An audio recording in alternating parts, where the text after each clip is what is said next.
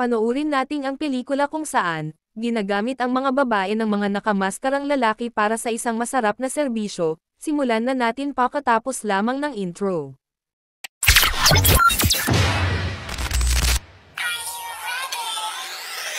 Makikitang isang sasakyan ang naglalakbay na minamaneho ng isang lalaking nagngangalang Alec, at ang kasama naman nitong babae na si Nora. Sila ay papunta sa probinsya para mag-relax, para makalimutan ang stress sa trabaho.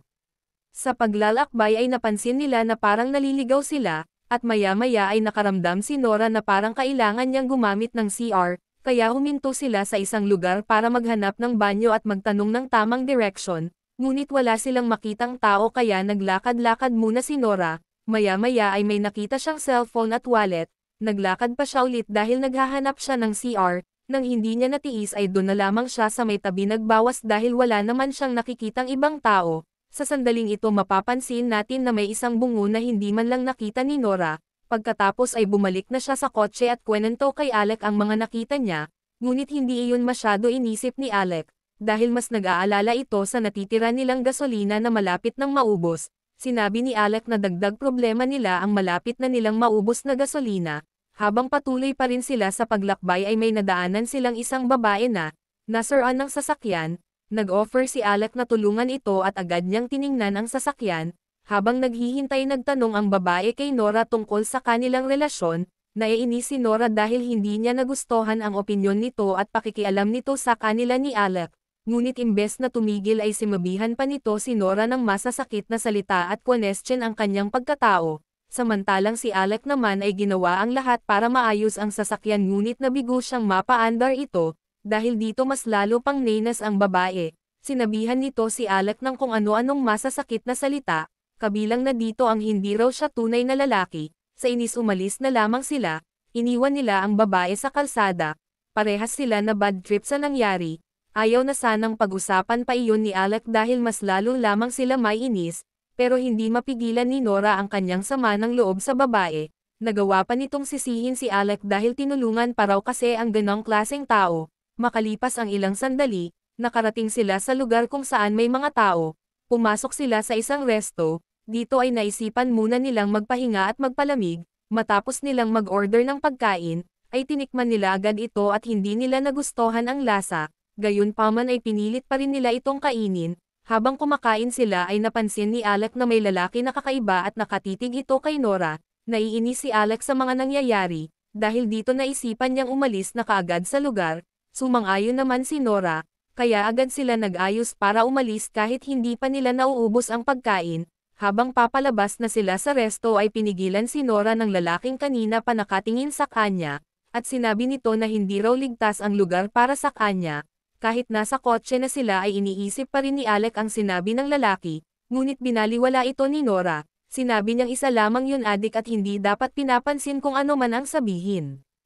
Ilang sandali lang ay ikinatuwa naman nila nang may madaanan silang gasoline station. Habang nagkakarga ng gasolina nagtanong si Alec, kung meron daw ba ditong hotel o maaari nilang matuluyan. Sinabi naman ng cashier na si Andrew kung saan ang lokasyon. Mapapansin na parang may kakaiba si Andrew.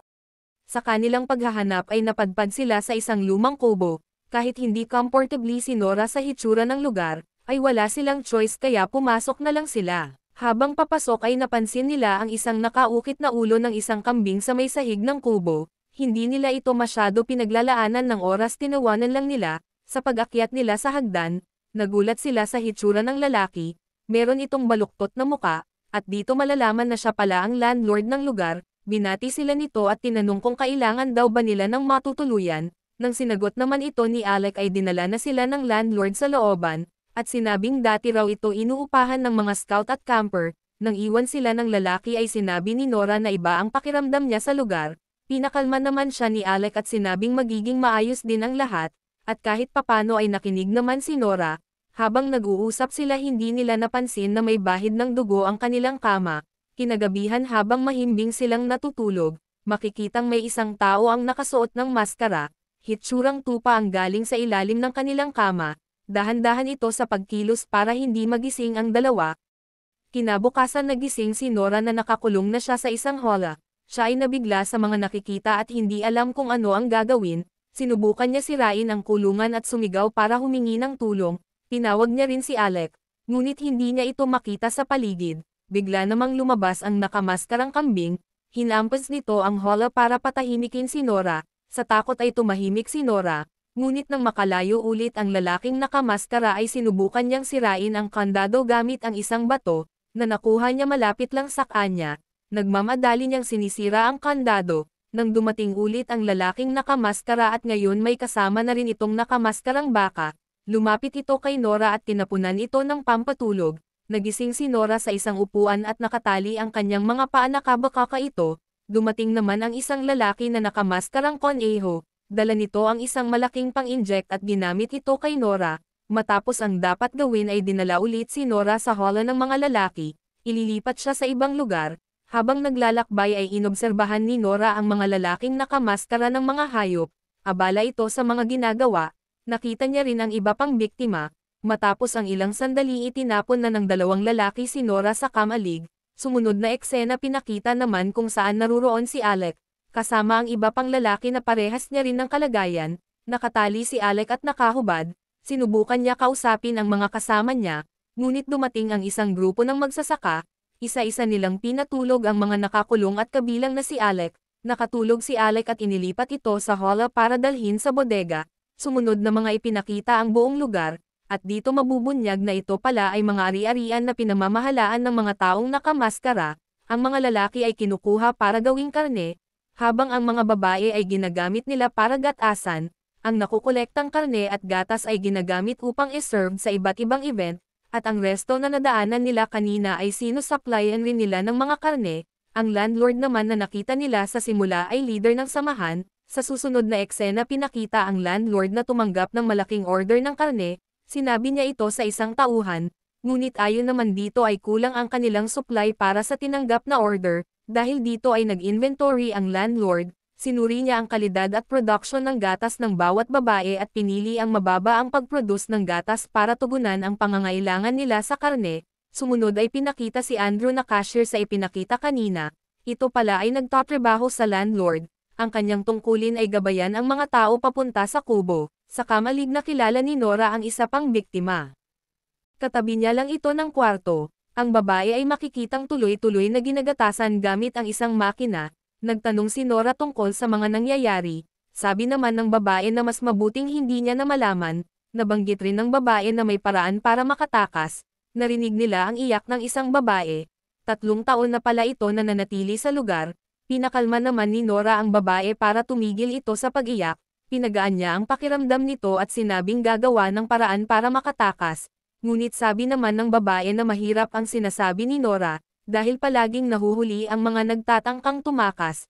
Maya-maya ay nakita ni Nora ang katabing babae na pinoproseso ng lalaking nakamaskara. Ilang sandali lang ay may kumatok sa pinto ni Nora, at laking tuwa niya nang makita niya si Alec na buhay pa ito. Nagtagumpay sila makaalis sa kamalig, ngunit hindi pa tapos ang panganib. Kailangan nila makaalis sa lugar nang hindi nakikita ng mga lalaking nakamaskara. Pumunta sila sa trap para makatakas ngunit hindi ito umandar, dahil dito napilitan silang maglakad papalayo. Habang naglalakad nakarating sila sa isang simbahan, nagpahinga muna sila, ngunit laking gulat nila nang makita ang mga muka ng mga rebulto ay napalitan ng mga maskara ng mga hayop. Nag-obserbo sila sa paligid, biglang pumasok ang isang lalaki nakamaskara ng baka. Habang nananahimik ang lalaki, sinubukan nila Nora at Alec na tumakas, ngunit nahuli sila. Pinatunog ang kampana bilang hudyat sa mga taong nakamaskara. Habang tumatakas na hulog si Alec sa isang patibong, sinubukan siyang tulungan ni Nora, ngunit pinaalis na siya ni Alec dahil paparating na ang mga lalaking nakamaskara. Ayaw sana iwan ni Nora si Alec ngunit napilitan siyang tumakas. Naabutan ng mga lalaki si Alec at pinatay ito. Nagtago muna si Nora sa kamalig. Habang nagtatago ay isang lalaki ang napansin niya at nilapitan ito. Sinabi ng lalaki na may bus na ginagamit ang mga manggagawa para sa paglipat ng mga tao, at sinabi rin nito kung saan nakatago ang mga susi. Ginamit ni Nora ang impormasyon at nagtungo sa garahe kung saan maraming sasakyan. Nakita niya ang isang lalaking nakatalikod at sinamantala niya ang pagkakataon para hampasin ito gamit ang martilyo. Sa hindi inaasahan 3 lalaking nakamaskara ang nakakita sa kanya at hinabol siya. Mabuti na lang mabilis siyang nakasakay at umalis. Ngunit naubusan siya ng gasolina, kaya napilitan siyang maglakad ulit. Naisipan ni Nora na bumalik sa kamalig. Tinulungan niyang makalabas ang babaeng kausap niya kanina na ang pangalan pala ay Ashley. Magkasama silang nagtungo sa boss, ngunit wala silang nakitang susi. Naalala naman ni Nora ang sinabi sa kanya ng lalaki, tungkol sa kinaroroonan ng susi. Pumunta siya sa itinurong lokasyon, at doon natagpuan ang mga susi.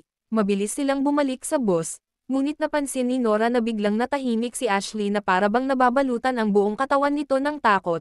Habang sinusubukan paandarin ni Nora ang boss, laking gulat niya nang makita niya ang mga upuan ng boss, ay ukapado ng mga lalaking nakamaskara. Sa huling eksena ipinakita ang mga manggagawa ay nakaupo sa hapagkainan, nakahain sa kanilang harapan, sila Nora at Ashley, pareho sila may mansanas sa bibig.